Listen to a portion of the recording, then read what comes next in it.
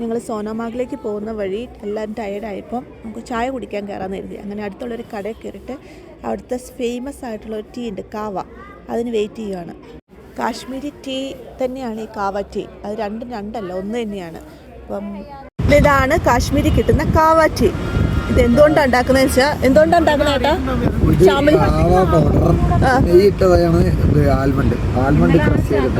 Almond crush ചെയ്തിട്ട് കാവാന്ന് വെച്ചാൽ എന്താ സംഭവം?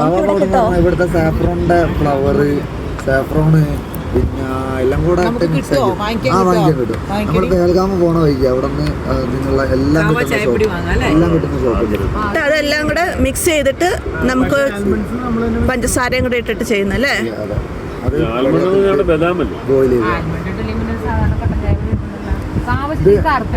ഇത് നിങ്ങളാണോ കാവ? അല്ല,